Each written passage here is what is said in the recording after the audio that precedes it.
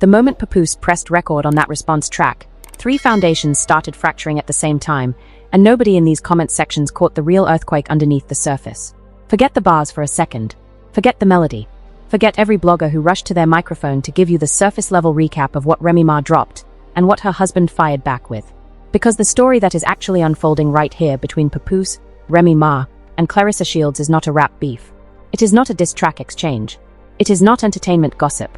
This is a 20-year marriage conducting its own surgery in front of millions of witnesses, and every single symbolic detail that Papoose embedded into his response is a coded transmission that most of the internet completely sleepwalked through. And if you are locked in and you are ready to ride through every layer of what just detonated across hip-hop and boxing and the entire relationship commentary universe, strap yourself in tight, because by the time we reach the other side of this, the way you understand Papoose, the way you understand Remy, and especially the way you understand what Clarissa Shields just lost in real time is going to look fundamentally different. And honestly, it should, because there are receipts buried in body language, receipts buried in grammar, receipts buried in jewelry choices that tell a story so precise it might as well be a courtroom deposition. This is not speculation. This is forensic observation. And what it reveals is that the narrative the internet has been spinning for 2 years straight about this triangle has been upside down the entire time. Start with the photograph. That single image Papoose released alongside his response track carries more weight than anything he could have written in 16 bars. And here is why most people scrolled right past the message. In that frame, Papoose is wearing a skull mask wrapped over his mouth. No chains, no pinky ring, no signature jewelry of any kind, none of the accessories that have defined his visual identity for years on social media and in public appearances. Every ornament stripped away except for one solitary object on his left hand. His wedding band. That is not accidental. That is not a casual fashion choice captured by a random photographer. That is a calculated, deliberate, unmistakable declaration transmitted through visual semiotics, and it communicates 3 distinct messages simultaneously. First, the skull mask covering his mouth. In the language of imagery and symbolism that hip-hop has utilized for decades, covering the mouth represents voluntary muteness, a conscious decision to remove yourself from verbal warfare. It is the visual equivalent of pleading the fifth. Papoose is announcing to every corner of the internet that his vocal cords are retired from this particular conflict. He will not be trading verses with his wife.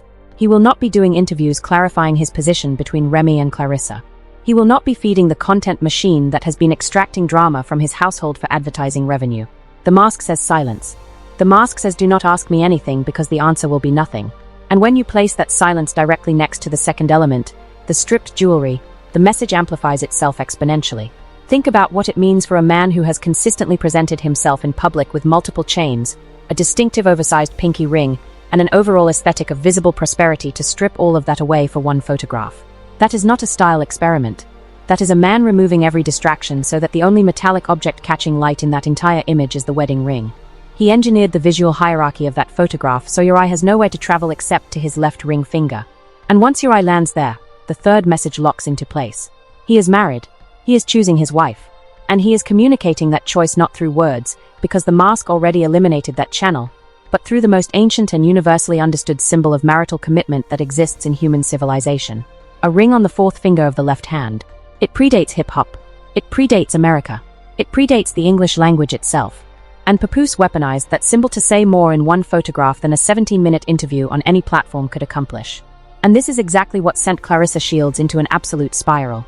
Because she understood exactly what that image meant the instant she laid eyes on it. The very next day after that photograph circulated across every hip-hop blog and social media timeline, Clarissa erupted publicly, going after bloggers and commentators by name, lashing out at anyone who decoded the symbolism correctly. She referenced specific content creators who had been tracking the body language and dissecting the relationship dynamics. And the fury in her response was not the frustration of someone being misunderstood. It was the anguish of someone watching confirmation arrive in high definition of something she had been trying to deny. The wedding ring was not just a message to the internet. It was a message aimed directly at her. And she received it with the clarity of a freight train. But the photograph is only one artifact in a collection of evidence that paints a much broader and more devastating portrait for anyone who thought Papoose and Clarissa Shields were building something permanent. To truly grasp the full architecture of what is crumbling here, you need to rewind to the Vlad TV interview. Because Papoose sat down in front of those cameras and performed one of the most sophisticated linguistic maneuvers that any public figure has executed in a media setting this year. And almost nobody caught it. When the interviewer brought up Clarissa Shields and asked Papoose about their relationship, listen to the exact tense he selected for his response. He said it was a really, really, really organic relationship. Not it is. Not we have. Not we are building something. He deployed the past tense with surgical intention. It was organic. That single verb conjugation rewrites the entire timeline. Because in the English language, when someone describes an ongoing active relationship, they use present tense. They say we are good. They say she is amazing. They say our connection is strong. But when someone describes something that has concluded, something that belongs to a previous chapter, they instinctively shift to past tense. It was good. She was amazing. Our connection was strong. And Papoose did not stumble into that word choice. He repeated the phrase multiple times, reinforcing the tense with each repetition, locking the past tense into the permanent record of that conversation. It was organic. We started out as friends. Every reference to Clarissa was constructed in the architecture of completion, of something that has already reached its terminal point. And here is the piece that makes this even more devastating for anyone on the Clarissa Shields side of this equation. Since that interview aired, Papoose has not been photographed with Clarissa. He has not been seen at her fights. He has not appeared at her public events. He has not posted about her on social media. The man who, during the height of their public relationship, was attending her bouts and appearing alongside her on red carpets and sitting down for joint interviews, that man vanished from her orbit almost immediately after those words left his mouth on camera. The past tense was not a grammatical accident. It was a forecasting tool. He was telling the world in advance what had already happened behind closed doors. The relationship had ended. The departure had occurred. And the wedding ring photograph was the punctuation mark on a sentence he had already written at that interview desk. Now pivot to Remy Ma, because her diss track, when you strip away the emotional reaction and the knee-jerk commentary that dominated the first 48 hours after it dropped, reveals something that almost everyone mischaracterized. The popular narrative was that Remy decimated Papoose on wax, that she buried him, that she aired out every grievance from 2 decades of marriage in the most public and humiliating fashion possible. But if you actually sit with the lyrics, if you parse them carefully instead of reacting to the energy and the tone, what Remy delivered was remarkably restrained when it came to her husband specifically. The bars addressing Papoose directly were minimal. She acknowledged the ghostwriting conversation, essentially saying, "Look, you did not compose my verses or anyone else's. That is a correction, not a demolition." And then she referenced their intimate life in a way that, while provocative, was actually closer to a territorial marking than an attack. She was reminding Clarissa and anyone else paying attention that regardless of what happened in the public sphere, Papoose belonged to her in the most fundamental and private dimension of their relationship. That is not hatred speaking. That is ownership speaking. That is a wife drawing a property line around what she considers permanently hers regardless of whatever temporary detour may have occurred. And this is the distinction that so many commentators and social media observers refuse to acknowledge because it complicates the narrative they have invested themselves in. The internet wants clean teams. Team Remy or Team Pap, Team Wife or Team Side. Binary loyalty systems that reduce the complexity of a 20-year marriage into a scoreboard. But marriages that have survived 2 decades do not operate in binaries. They operate in gravitational fields. There are seasons of distance and seasons of proximity. There are eruptions and reconciliations. There are betrayals and restorations. And the gravity that holds them together through all of those oscillations is not something an outside observer can quantify from a comment section or a live stream chat. The bond between 2 people who have raised children together, who have buried family members together, who have navigated federal prison sentences together, who have built careers alongside each other for the entire duration of their adult lives, that bond does not dissolve because the internet decides it should. And Remy herself has told you what the core fracture actually was. Not infidelity, not other women, not baby mama drama, not any of the salacious material that generates clicks and watch time. In her own unguarded moments, captured on recordings and in arguments that surfaced publicly, Remy identified the breaking point with precision. Money, financial responsibility, the distribution of economic weight within the household. She said, and this is directly from her own mouth in documented audio, "I wish he paid 90% of the bills. We probably would not be here." Let that phrase land with its full gravitational pull. We probably would not be here. Meaning the separation, meaning the public implosion, meaning the entire spectacle that has consumed 2 years of hip-hop discourse. All of it, according to the woman at the center of it, traces back not to romantic betrayal but to economic imbalance. That is a fundamentally different origin story than the one the internet has been narrating, and it changes the moral calculus of the entire situation. Because when the real catalyst is financial frustration rather than infidelity, the path to reconciliation looks entirely different. Financial grievances are structural problems. They can be addressed, renegotiated, restructured. A husband can change his earning patterns, his spending habits, his career priorities. He can demonstrate growth in the specific area that caused the fracture. But the narrative of irredeemable betrayal, of a man who cheated so profoundly that the marriage was destroyed beyond repair. That narrative does not allow for redemption. It locks the audience into permanent condemnation. And that is why the internet keeps pushing the infidelity angle, even though the primary source, Remy Ma herself, keeps pointing in a completely different direction. Because the truth is boring to an algorithm that feeds on outrage. Financial disagreements between married couples do not generate the same engagement metrics as tales of scandalous affairs. So the machine distorts the signal. It amplifies the noise. And millions of people form concrete opinions about a marriage based on a version of events that the people actually inside that marriage have contradicted repeatedly. Listen to the arguments that leaked. Listen to the raw, unfiltered moments where Remy expressed her frustrations to Papoose without any awareness that the world was listening. She said, "You are a piece of something, Papoose. You really are. You have turned into a piece of something. This right here, the gambling, the failures that you have had in your career, or whatever that did not pan out how you wanted to has turned you into somebody else." Read those words again. Gambling, career failures, things that did not pan out. She is describing economic disappointment. She is describing a partner who did not fulfill the financial potential she believed he had. She is describing frustration rooted in household economics, not bedroom treachery. There is no mention of other women in that outburst. No reference to Clarissa. No accusation of romantic unfaithfulness. The pain is fiscal. The wound is monetary. And that distinction matters enormously when you are trying to understand whether a marriage has a future or whether it is truly finished. And based on every indicator currently visible, this marriage is not finished. Not even close. Consider the divorce timeline. Or more accurately, consider the absence of a divorce timeline. It has been over 2 years since the separation became public knowledge. 2 full years. And in that entire span of time, no divorce has been finalized. No divorce has even been meaningfully pursued. Remy stated publicly that she was not asking for anything. She said she just wanted to be free. She was not seeking a financial settlement.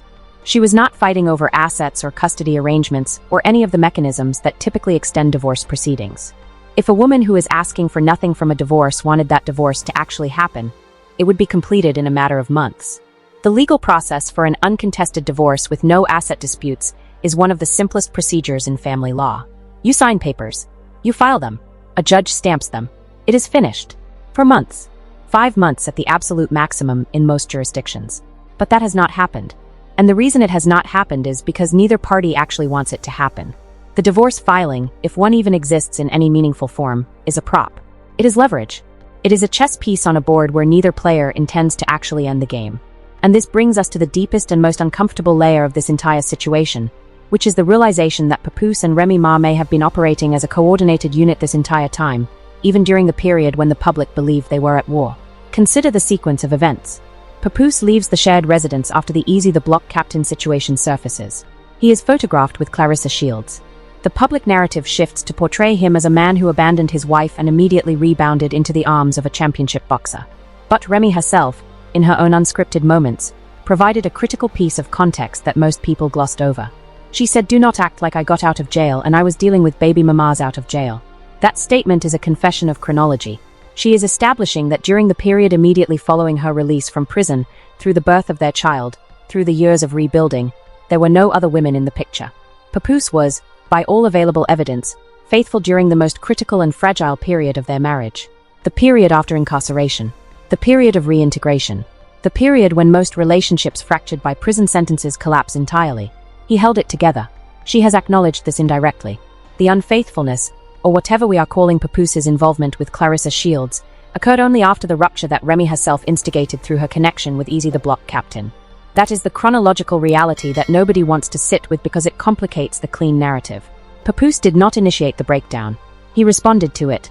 And even his response, his relationship with Clarissa, has now been revealed through his own words and actions as something temporary, something he treated with emotional distance even while it was publicly active, and something he has already departed from.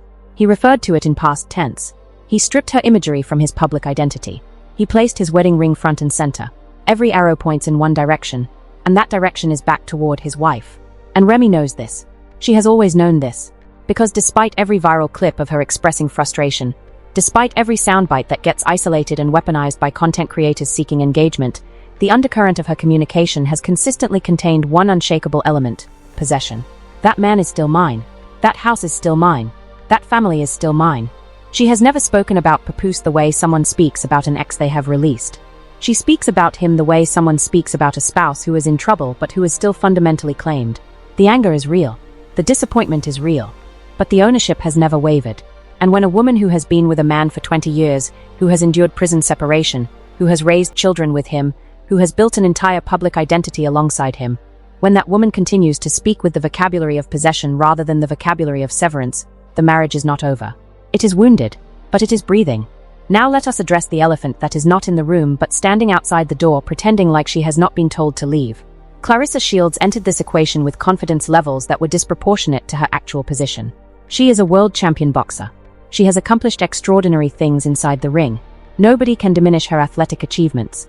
But her romantic strategic assessment of this situation has been catastrophic from the very beginning, and the evidence of that miscalculation is now stacking up so rapidly that it should serve as a cautionary archive for anyone who considers pursuing a relationship with a married person under the delusion that time spent equals permanence earned. Clarissa believed she could outpace 20 years in 6 months. That is not just optimistic. That is delusional. Because the mathematics of emotional bonds do not operate on a linear timeline. 20 years of shared history, shared trauma, shared children, shared bank accounts, shared family gatherings, shared funerals, shared triumphs, shared failures. None of that gets neutralized by 6 months of dating. You cannot speed-run the kind of entanglement that 2 decades of marriage produce. And the specific type of bond that exists between Papoose and Remy, a bond that was stress-tested by imprisonment, that was forged in the crucible of one partner being physically absent for years, that kind of bond develops a tensile strength that casual relationships cannot comprehend, let alone compete with. Clarissa thought proximity was power. She was wrong. Proximity without history is just geography. You can stand next to someone every day and still be further from their core than someone who lives in a different state but shares their DNA-level history. And Papoose demonstrated this with brutal clarity through the photograph and the interview and the silence and the ring. He was never all in. He was never building a foundation with Clarissa. He was renting an emotional space while the primary residence underwent repairs. And now the repairs are progressing, and the tenant has been served notice, and the tenant is furious because she mistook a lease for a deed. And the cruelest irony of all is that Clarissa may have been played by both sides of this marriage. Consider the possibility, and this is where the analysis gets uncomfortable for those who have been invested in rooting for particular teams. What if Remy's diss track was not spontaneous combustion? What if the timing, coming precisely 1 week after Papoose separated himself from Clarissa, was coordinated? What if the husband and wife, who the internet believed were sworn enemies, were actually collaborating on a controlled demolition of the third party? The diss track arrives. Papoose responds, but not with aggression toward his wife. He responds with the wedding ring, with the silence mask, with the visual declaration that says I am with her and I am done with you. The wife fires the missile. The husband confirms the target. And the person standing in the blast radius is Clarissa Shields, who never saw the synchronized strike coming because she was too consumed by the delusion that she was a principal player in this drama when in reality she was always a supporting character in someone else's love story.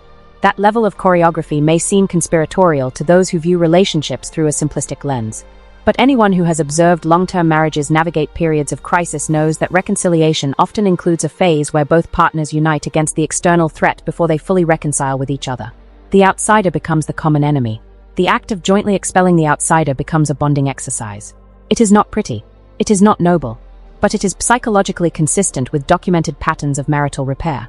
And every piece of visible evidence in this situation supports the interpretation that Papoose and Remy are further along in their reconciliation than anyone outside their household realizes.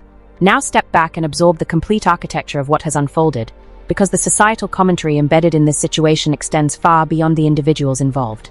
What we are witnessing is a master class in the difference between what the internet believes and what is actually true.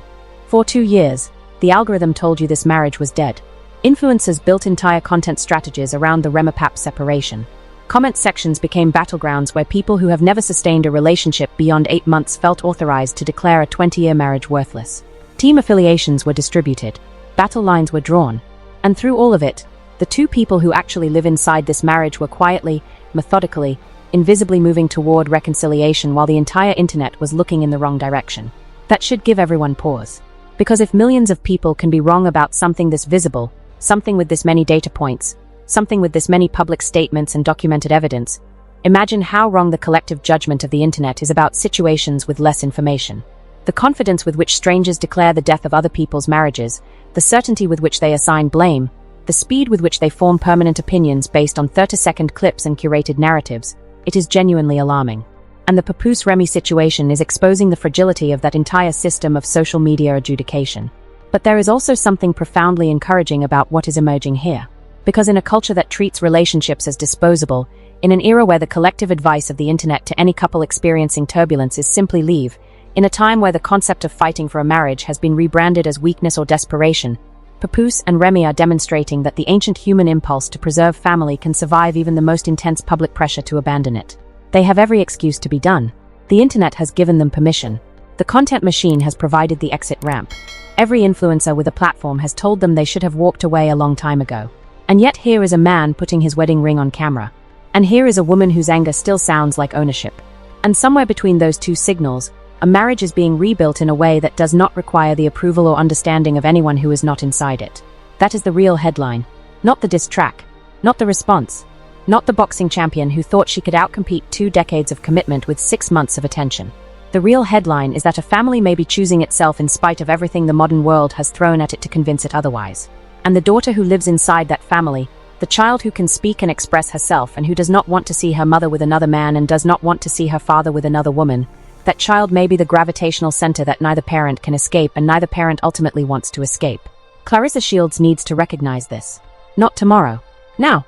The wedding ring photograph was not subtext. It was a billboard. And every day she spends clinging to the fantasy that Papoose is coming back to her corner is a day she wastes that could be invested in finding someone who is actually available, actually present, and actually building something real with her rather than using her as a way station between marital chapters. She is a champion in the ring. She deserves to be a champion in her personal life as well. But that championship will never be won by competing with a woman who has held the belt for 20 years and who is not remotely close to relinquishing it. And for the internet commentators who have spent 2 years projecting their own romantic trauma onto this situation, who have used the Remy Ma dynamic as a canvas for their personal bitterness, who have treated a real family's crisis as content to consume between scrolls, the moment has arrived to acknowledge a fundamental truth. You do not know these people. You have never sat at their dinner table. You have never heard their prayers. You have never witnessed the conversations that happen after the cameras power down and the live streams end and the comment sections fall asleep. You are watching a curated fraction of a reality that is infinitely more complex than any algorithm can capture. And your certainty about the outcome was always an illusion constructed from insufficient data processed through personal bias. The wedding ring is on. The mask is over the mouth. The past tense has been deployed. The chronological evidence is aligned. And somewhere in a borough of New York City, a family is negotiating its future without your input, without your approval, and without your permission. And that is exactly how it should be. Because at the end of every viral moment and every trending topic and every diss track that shatters streaming records, what remains is not content. What remains is people. And people are messy and contradictory and infuriating and beautiful and capable of doing the exact opposite of what you predicted they would do. That is the glory and the terror of being human.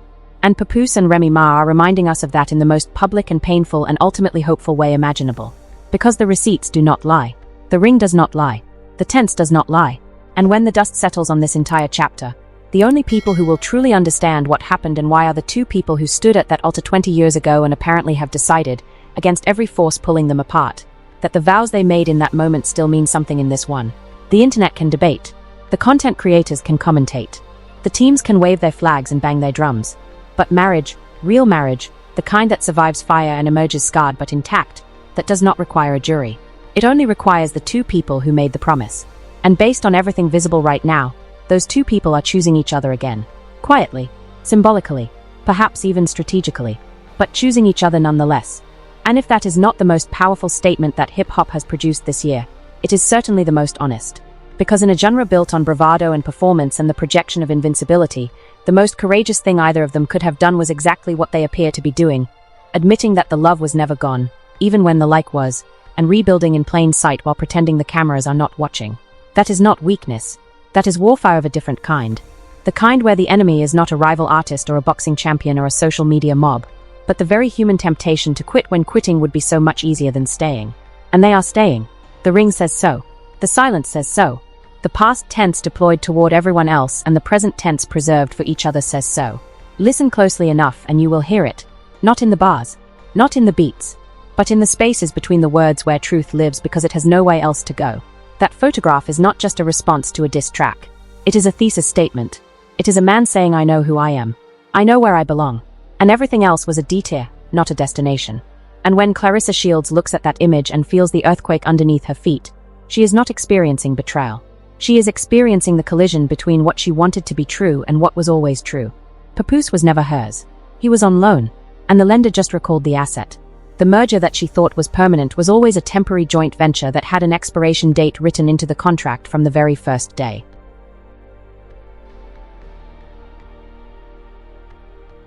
She just could not read the fine print, because she was too busy celebrating the headline. And so here we stand at the intersection of hip-hop, boxing, marriage, and the merciless machinery of internet opinion. 3 lives entangled in a narrative that has been distorted by algorithms and engagement metrics, and the human compulsion to choose sides in conflicts we do not fully comprehend. But the truth, as it always does, is emerging from underneath the wreckage of speculation. And that truth is simple. A man loves his wife. A wife, despite her fury, loves her husband. And a world champion boxer is about to learn that there are some fights you cannot win no matter how many belts you hold, because the opponent is not another fighter. The opponent is history, and history is undefeated. The ring is on. The mask is in place. The message has been delivered. And if you listen carefully, really carefully, past the noise and the takes and the hot takes and the reaction videos and the live stream commentary, you can hear something that the internet does not want you to hear because it generates 0 engagement and produces 0 ad revenue and contributes 0 to the outrage economy. You can hear forgiveness beginning, not arriving, not completing, but beginning. And in a world this loud, that quiet beginning might be the most revolutionary sound of all. Pay attention, not to what they are saying, but to what they are wearing, not to what they are posting, but to what they are not posting, not to what the blogs are reporting, but to what is happening in the silence that the blogs cannot monetize. Because that is where the real story has always been. That is where it remains.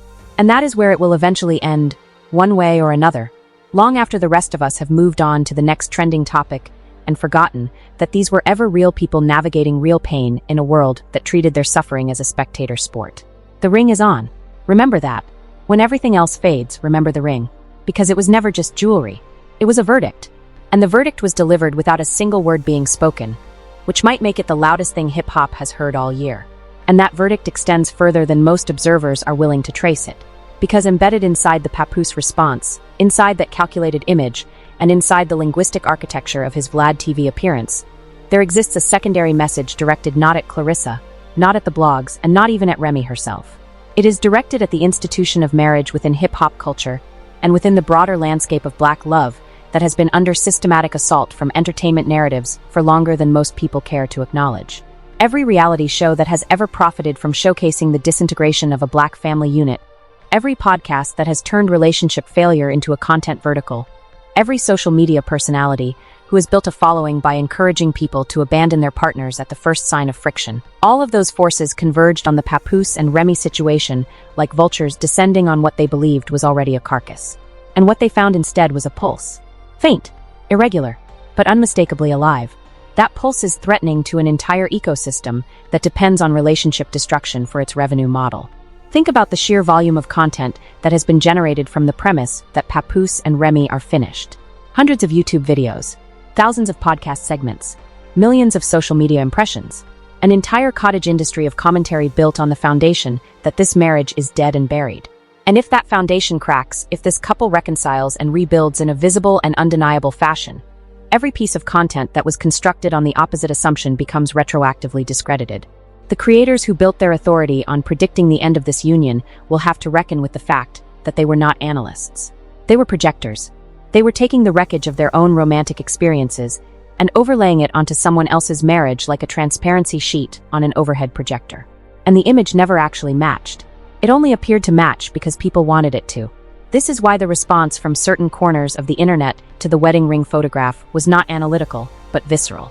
People were not upset because they disagreed with the interpretation of the symbolism. They were upset because the symbolism threatened their worldview.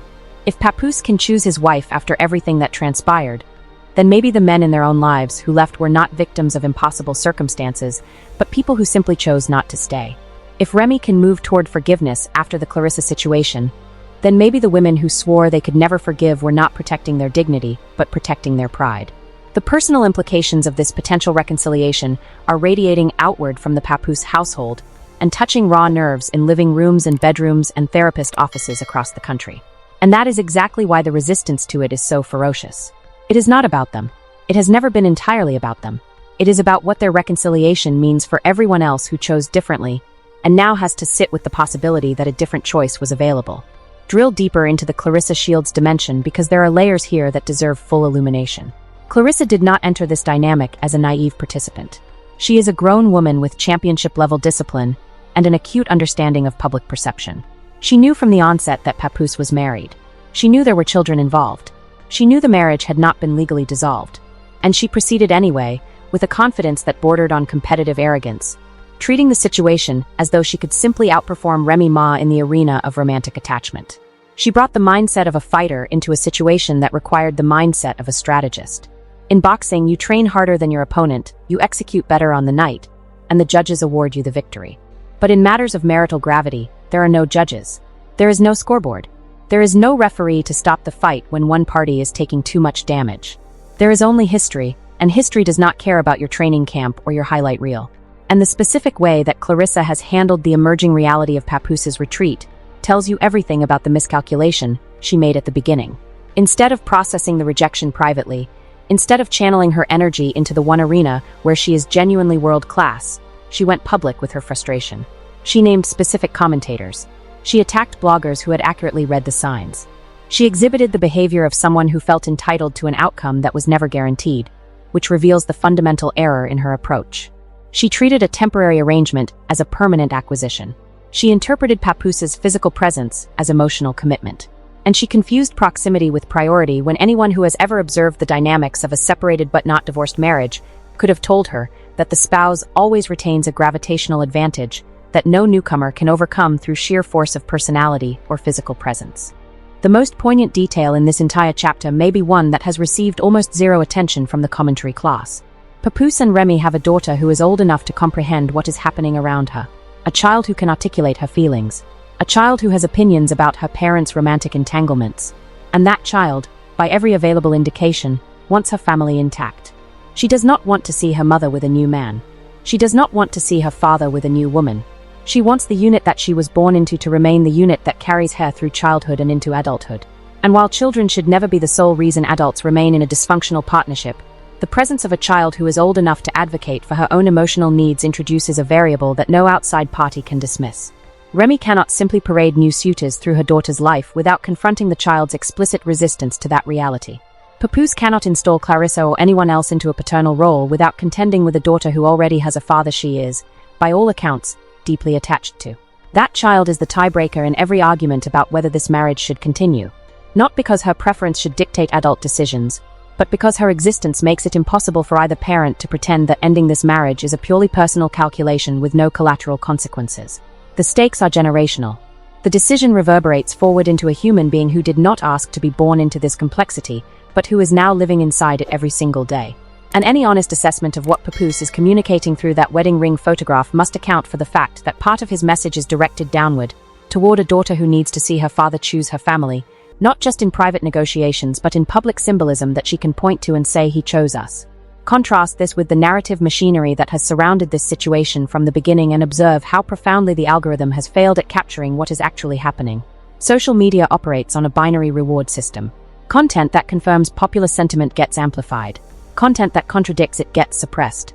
And the popular sentiment regarding Papoose and Remy has been overwhelmingly negative for 2 years. He is a bum. She should leave him. They are done. Move on. That consensus was not arrived at through careful analysis of the available evidence. It was manufactured through repetition. The same talking points echoed across hundreds of channels and thousands of comment sections until they crystallized into something that felt like objective truth, but was actually just the loudest collective opinion. And now the evidence is contradicting that opinion in real time, and the machine does not know how to process the contradiction. This is the inherent limitation of algorithmic discourse. An algorithm can measure engagement. It can track sentiment. It can identify trends and amplify them. But it cannot distinguish between widespread belief and accurate belief. Millions of people believing something does not make it true. And the Papoose-Remy reconciliation trajectory is a live demonstration of that principle. The algorithm said this marriage was over. The wedding ring says otherwise. And no amount of engagement metrics can overrule a gold band on a man's left hand when that man has made a conscious decision about what it represents. For the commentators who built their authority on this narrative, the reckoning is approaching. Not a punitive reckoning administered by the subjects of their commentary, but a credibility reckoning that emerges organically when predictions fail to materialize. If Papoose and Remy are photographed together in the coming months, if they appear at events as a unit, if they release any form of joint public statement about the state of their marriage, every confident declaration about the death of this union becomes a timestamp of someone being wrong. And in the economy of social media credibility, being wrong about something this public and this thoroughly documented does not get forgotten. It gets screenshot and reposted every time you try to speak authoritatively about anything else. Which brings us to the final and perhaps most important observation about everything we have dissected here today. The truth about other people's relationships will always be partially obscured from outside observers. Always. No matter how many leaked audio clips surface. No matter how many diss tracks get released. No matter how many Vlad TV interviews get conducted. No matter how many blog posts get published. You are always working with incomplete information processed through your own biases and filtered through platforms that have financial incentives to distort the signal. Humility in the face of that structural limitation is not weakness. It is intellectual honesty. And intellectual honesty has been in catastrophically short supply throughout this entire Papoose Remy Clarissa cycle. The wedding ring is on. The mask is covering the mouth. The language has shifted to past tense for everything outside the marriage and present tense for everything inside it. The divorce has not materialized in over 2 years. The wife's anger consistently sounds like possession rather than severance. The daughter wants her family together. The champion boxer is spiraling because she can see the writing on the wall. And somewhere beneath all of the noise and the content and the takes and the counter-takes, two people who promised each other forever are quietly investigating whether forever is still possible. The answer to that question belongs to them. Only to them.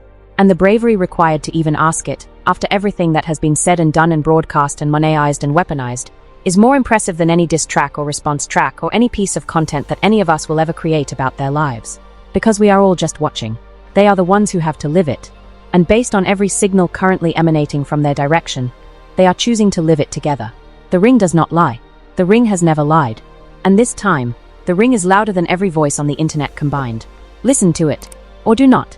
Either way, it does not need your agreement. It only needs the finger it is wrapped around. And that finger, for whatever it is worth to you, is exactly where it has been for 20 years. Unchanged, unremoved, unmistakably present. And that is the only verdict that has ever mattered in this case. That is the story. That is the truth. And the ring remains.